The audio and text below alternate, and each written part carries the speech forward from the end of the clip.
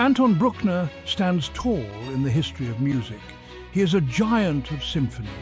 His powerful symphonies are like cathedrals of sound. They are filled with soaring melodies and complex harmonies. Bruckner was born in Austria in 1824. This was the Romantic era.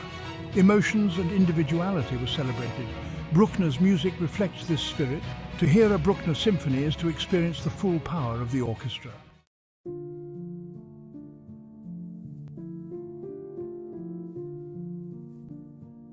To understand Bruckner, we need to look back at Beethoven. Beethoven loomed large over the 19th century. He pushed the symphony to its limits. His Ninth Symphony, with its choral finale, was a revelation. It changed what a symphony could be. Composers after Beethoven faced a challenge. How do you follow a giant? Some, like Schubert, wrote symphonies in a similar vein. Others, like Berlioz, took the symphony in new directions. Bruckner admired Beethoven deeply, but he also wanted to find his own voice. He combined the traditional symphony with his personal style. This style was rooted in his Catholic faith and influenced by Richard Wagner. Bruckner's symphonies were both traditional and modern. They were rooted in the past, but also looked to the future. They offer a glimpse into the mind of a musical genius.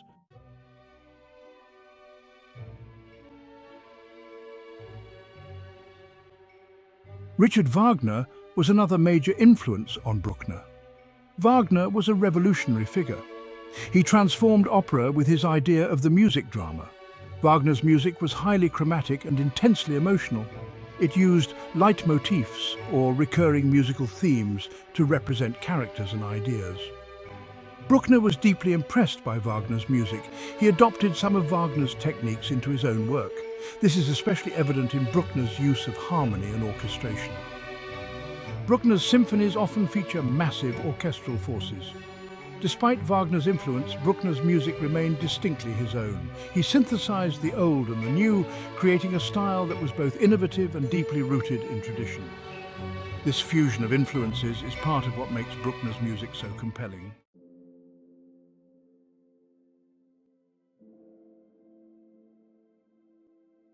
What makes Bruckner's music so unique? One factor is his use of harmony. Bruckner's music is often described as polyphonic. This means that it features multiple melodic lines happening at the same time. This creates a rich and complex texture. Another important aspect of Bruckner's music is its use of rhythm. Bruckner's symphonies are characterized by their long, flowing lines and their use of pauses. These pauses create a sense of space and grandeur. Finally, Bruckner's music is deeply emotional. It is full of passion, drama, and spirituality. This emotional depth is one of the things that makes Bruckner's music so compelling. It is music that speaks to the soul. It offers a glimpse into the mind of a true musical visionary.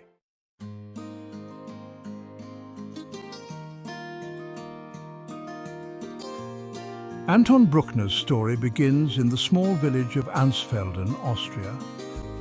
Born in 1824, Anton was the eldest of 11 children. Life in Ansfelden was simple, rooted in the rhythms of nature and the traditions of rural Austria. The Bruckner family, with Anton's father, a schoolteacher and church organist, was steeped in music. This rural upbringing would have a profound impact on the young Bruckner. The sounds of nature, the chants of the church, and the folk melodies of his homeland would later echo in his grand symphonies. Little did anyone know that this young boy from Ansfelden would one day compose music that would resonate throughout the world.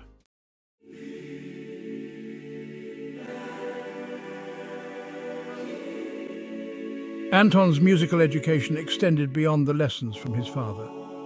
He learned to play several instruments, including the violin and the organ. As a young boy, he sang in the church choir, immersing himself in the rich tradition of sacred music. The soaring lines of Gregorian chant and the complex polyphony of Renaissance choral works left an indelible mark on his musical soul. He was particularly drawn to the organ, capable of producing a vast range of sounds. These early influences laid the foundation for Bruckner's unique musical style. His music would be a fusion of these influences, blending the earthiness of his rural upbringing with the spiritual depth of his Catholic faith.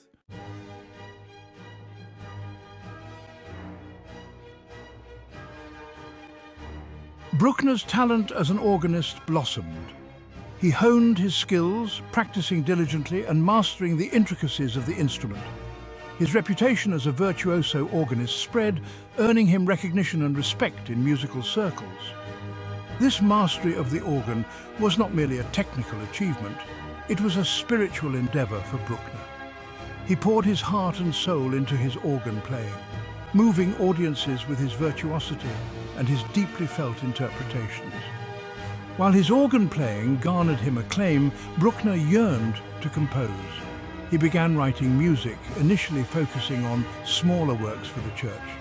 These experiences further enriched his musical vocabulary, preparing him for the creative outpouring that would come later in his life.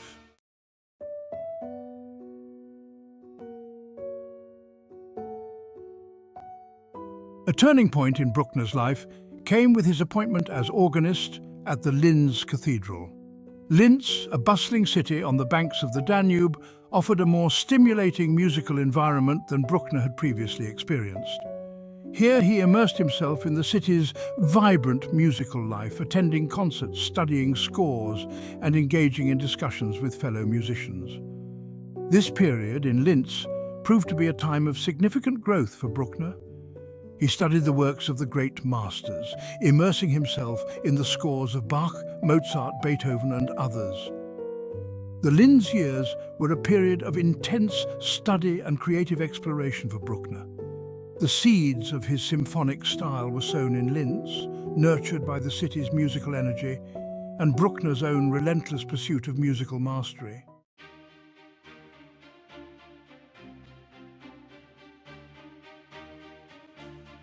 The year 1863 marked a pivotal moment in Bruckner's life. His first encounter with the music of Richard Wagner.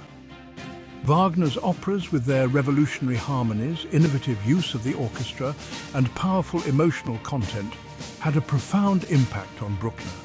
He was captivated by Wagner's music, recognizing in it a kindred spirit.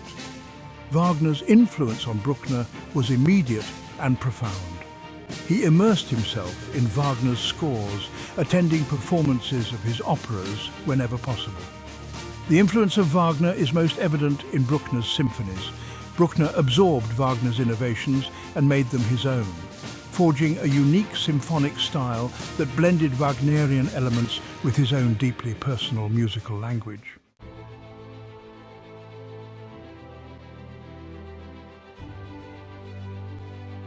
In 1865, Anton Bruckner, then in his early 40s, completed his First Symphony. This marked a turning point in his career, a decisive step into the world of symphonic composition. The symphony, premiered in Linz in 1868, was a bold statement from a composer who had spent years honing his craft. The First Symphony, while showing traces of his earlier influences, already displayed the hallmarks of Bruckner's mature style. The symphony's expansive structure, its use of contrasting themes, and its powerful orchestration hinted at the epic scale of his later works. Bruckner, undeterred by mixed reactions, continued to revise the symphony in the years following its premiere. The First Symphony represents the emergence of a unique symphonic voice, a voice that would soon reshape the landscape of Romantic music.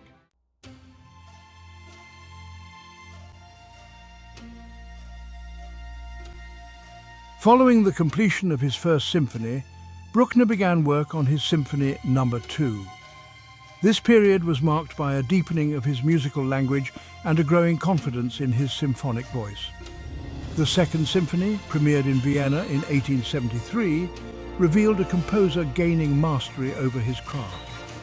The symphony's structure was more assured, its themes more memorable, and its orchestration more colorful than its predecessor.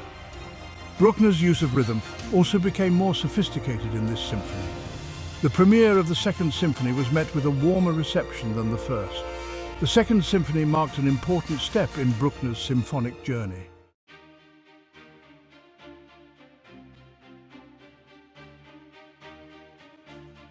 Bruckner's admiration for Richard Wagner found its most explicit expression in his Symphony No. 3. Completed in 1873, the symphony was dedicated to Wagner. The Third Symphony is a work of epic proportions, its vast structure and powerful themes bearing the unmistakable mark of Wagner's influence.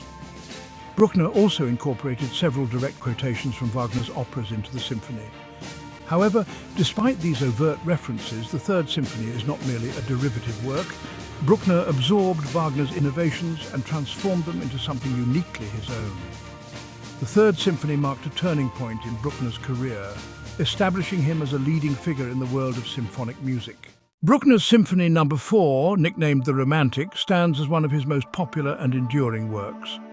Completed in 1874, the symphony is notable for its pastoral charm and lyrical melodies. The nickname Romantic was added later by a conductor. The symphony evokes a sense of romantic yearning and the beauty of nature. Its opening movement features a haunting horn call from a primeval forest. The Fourth Symphony was a critical and popular success. Its enduring popularity is a testament to its timeless appeal.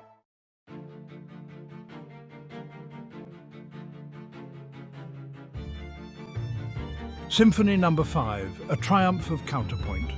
Completed in 1875, Bruckner's Symphony No. 5 is a testament to his mastery of counterpoint. The symphony's intricate textures demand close attention. Its finale is a tour de force of fugue writing. The Fifth Symphony rewards repeated listening with its intellectual depth.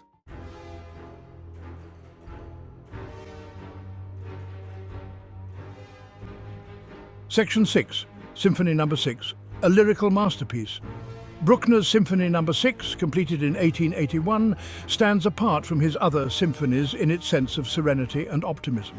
The symphony, while still bearing the hallmarks of Bruckner's style, the expansive structures, the powerful climaxes, the use of leitmotifs, possesses a lyrical grace and a sense of emotional balance that sets it apart from some of his more tumultuous works. The Sixth Symphony is notable for its beautiful melodies, its transparent orchestration, and its overall sense of emotional warmth. The symphony's second movement, Adagio, is particularly moving, its long flowing lines and its expressive harmonies creating an atmosphere of profound serenity. The Sixth Symphony, while not as immediately impactful as some of Bruckner's other symphonies, reveals its depths gradually, drawing the listener into its world of quiet beauty and emotional resonance. It is a work that rewards patient listening, revealing new layers of meaning with each hearing.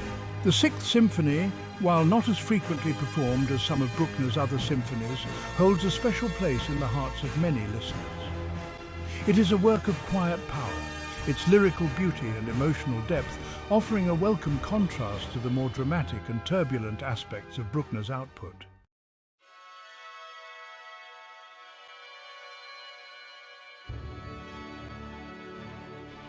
Section 1, The Vienna Conservatory, A Time of Triumph and Turmoil. In 1868, Anton Bruckner achieved a lifelong dream. He was appointed Professor of Music Theory and Organ at the prestigious Vienna Conservatory. This was a major turning point in his life. It meant recognition, financial security, and the opportunity to shape young minds. Vienna was the musical capital of the world. Bruckner, the country organist, was now rubbing shoulders with the elite. He was finally in his element. Yet this period was not without its challenges. Bruckner's teaching style, though passionate, was sometimes unorthodox. His lectures, filled with digressions and asides, could be perplexing to his students. He was also a demanding teacher. He expected much from his students. This sometimes led to friction.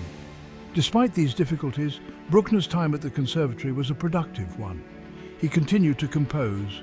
He also gained a loyal following among some of his students. These Brucknerites would become staunch advocates for his music. They would help to spread his fame in the years to come.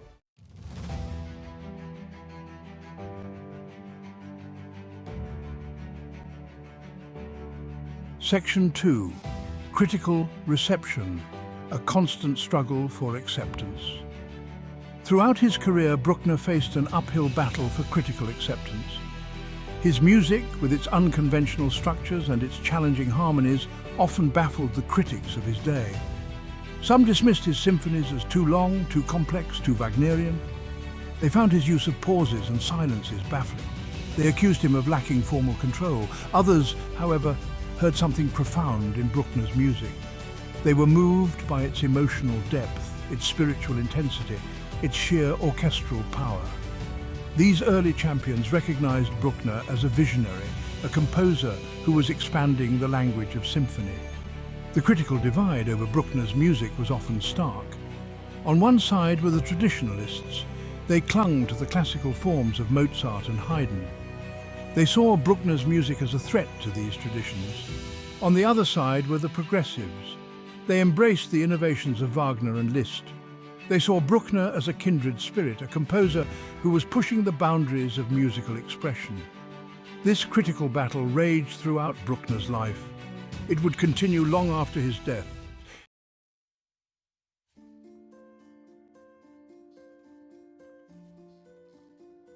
Section 3.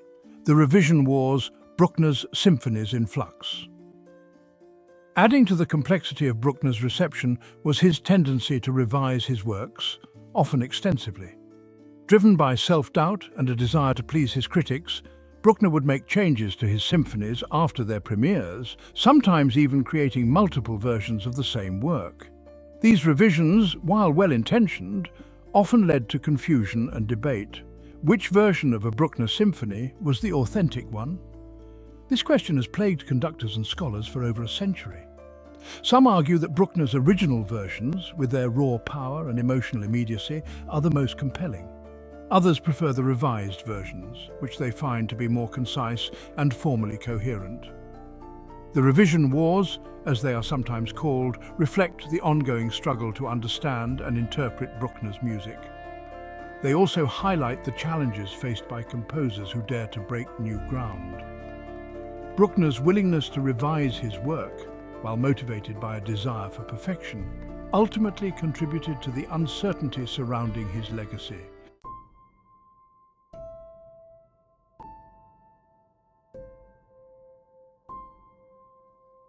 Section 4, the Ninth Symphony, an unfinished legacy. Bruckner's final symphony, his ninth, stands as a poignant monument to his unfulfilled ambitions. He worked on the symphony for years, but death claimed him before he could complete the final movement. The Ninth Symphony, even in its unfinished state, is a work of immense power and emotional depth. Its first three movements are a testament to Bruckner's late style, with their complex harmonies, their soaring melodies, their overwhelming climaxes. The missing finale, however, continues to haunt musicians and listeners alike. What would Bruckner have written had he lived to complete the symphony? Some believe that the Ninth Symphony, even without its final movement, is a complete and satisfying work. They argue that the symphony's open ending, with its unresolved harmonies and its sense of yearning, is a fitting conclusion to Bruckner's life and career. Others long for a sense of closure, a resolution to the musical and emotional tensions that Bruckner so masterfully builds up in the first three movements. Various attempts have been made to complete the finale using Bruckner's sketches and notes, but none have gained widespread acceptance. The Ninth Symphony, in its unfinished state, stands as a powerful reminder of the fragility of life and the enduring power of art.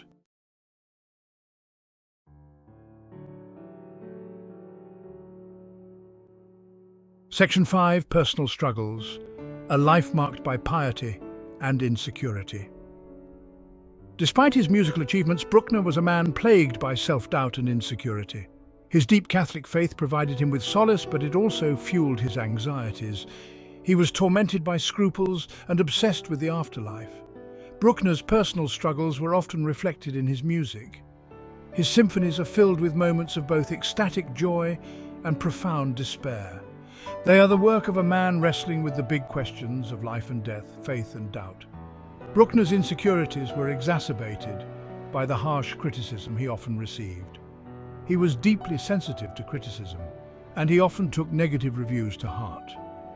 This led him to make numerous revisions to his works, which, as we have seen, only added to the confusion surrounding his legacy. Despite his personal struggles, Bruckner was a kind and generous man. He was loved by his students and respected by his peers. He never forgot his humble beginnings, and he remained a devout Catholic throughout his life.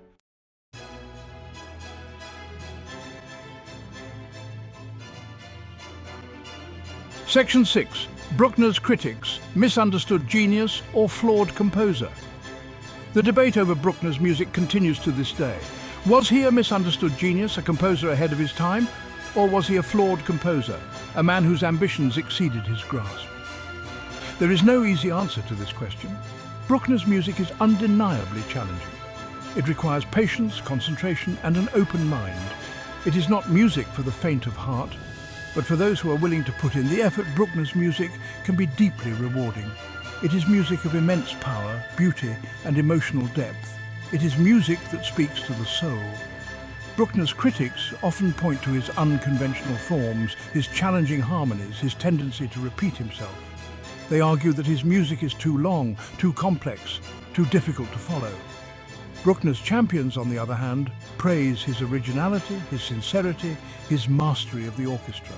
They argue that his music is visionary, that it expands the possibilities of symphonic form.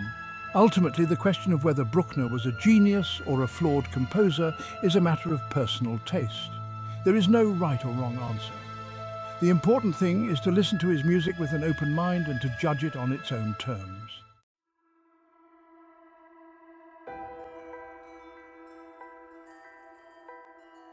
Section 1. Bruckner's disciples carrying the torch.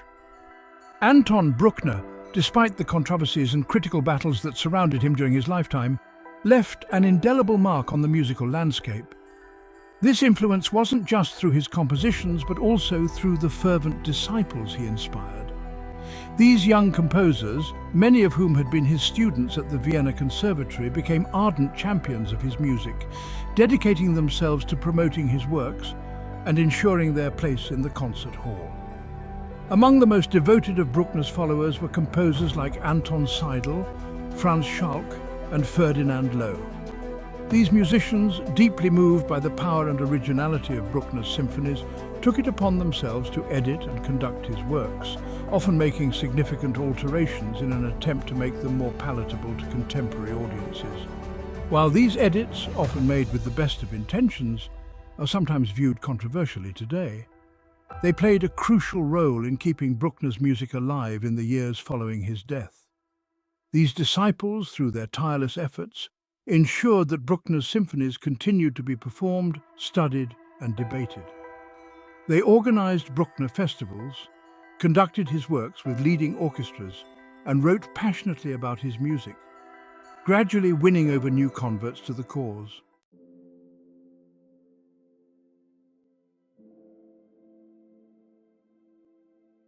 Perhaps the most significant figure to be influenced by Bruckner was Gustav Mahler. Mahler, a towering figure in late Romantic music, acknowledged Bruckner as a kindred spirit, a composer who dared to explore the depths of human emotion and spirituality in his music. The influence of Bruckner on Mahler's music is evident in several key areas. Both composers shared a love of expansive structures, often pushing the symphony to its limits.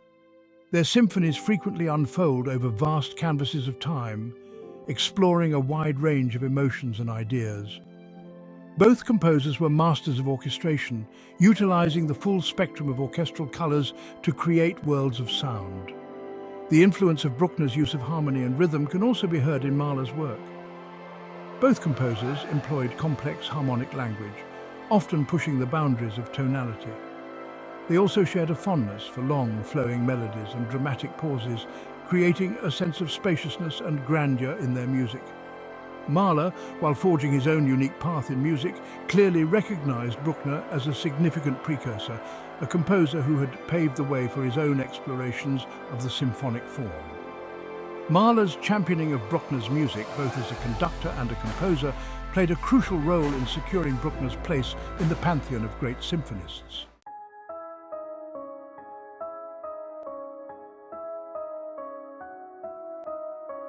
Bruckner's influence extended beyond his immediate followers, resonating with composers well into the 20th century. The echoes of his symphonic style can be heard in the works of composers as diverse as Anton Webern, a leading figure in the Second Viennese School, and Dmitri Shostakovich, a composer who grappled with the complexities of life under Soviet rule.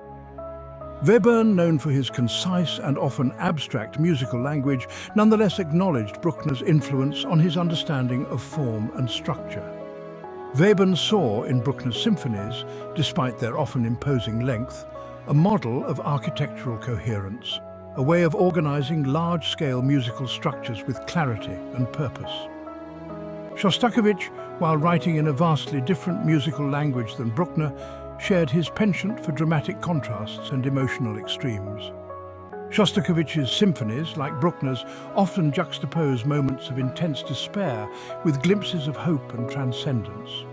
The influence of Bruckner's use of orchestral might, his ability to create a sense of overwhelming power and grandeur, can also be heard in Shostakovich's work. Bruckner's influence on these composers, while not always overt, highlights the enduring legacy of his symphonic style. His exploration of large-scale forms, his mastery of orchestration, and his ability to convey profound emotions continued to inspire and challenge composers throughout the 20th century.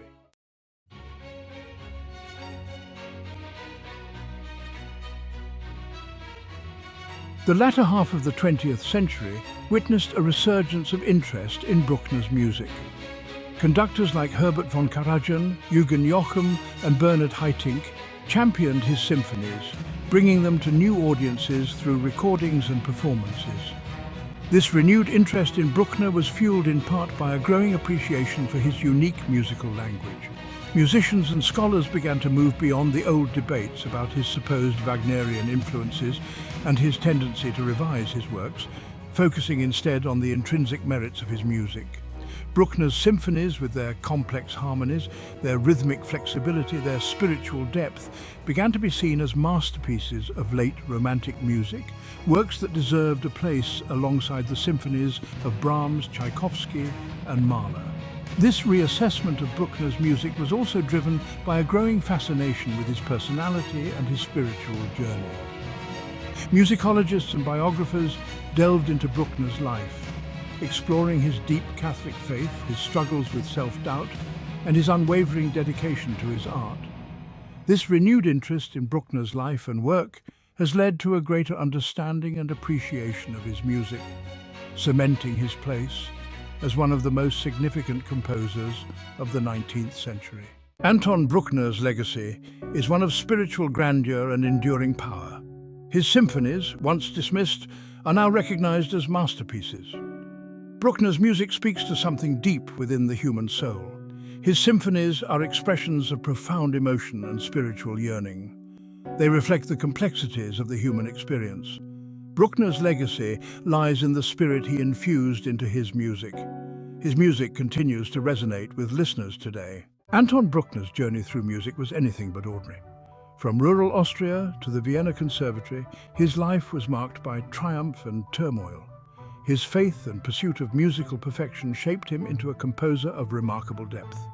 Bruckner's symphonies, often described as cathedrals of sound, stand as testaments to his unique vision.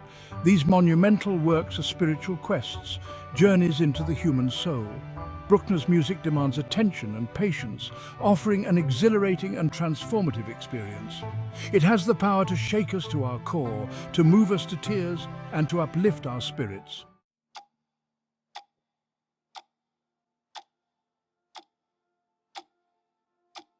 Despite the controversies and critical battles that surrounded his music during his lifetime, Anton Bruckner's legacy has only grown stronger with time. His symphonies, once considered too long, too complex, too unconventional, are now celebrated as masterpieces of the symphonic repertoire, performed and recorded by leading orchestras and conductors worldwide. What accounts for Bruckner's enduring appeal? Perhaps it is the sheer emotional power of his music, its ability to tap into something deep within the human psyche. His symphonies, with their moments of ecstatic joy, their passages of profound despair, their alternations between darkness and light, seem to mirror the complexities of our own emotional lives. Or perhaps it is Bruckner's unwavering faith, his belief in something larger than himself, that resonates with listeners. His music, imbued with a sense of spiritual yearning, offers a sense of solace and transcendence in a world often characterized by uncertainty and doubt. Whatever the reason, Bruckner's music continues to speak to audiences across generations and cultures, reminding us of the power of music to move us, to challenge us, and to connect us to something beyond ourselves. His legacy is a testament to the enduring power of artistic vision, of the ability of one man's creative spirit to leave an indelible mark on the world. Anton Bruckner, the humble schoolteacher's son from rural Austria, became one of the most significant composers of the 19th century. His journey, marked by both adversity and acclaim, is a testament to talent and perseverance. Though not immediately recognized, his music's power and originality have stood the test of time. Bruckner's symphonies, once controversial, are now cherished by orchestras and audiences worldwide. His unique blend of traditional forms and innovative harmonies has secured his place among the greats. Bruckner's music, with its spiritual depth and emotional intensity, continues to resonate today. His symphonies inspire awe and a sense of connection to something larger than ourselves.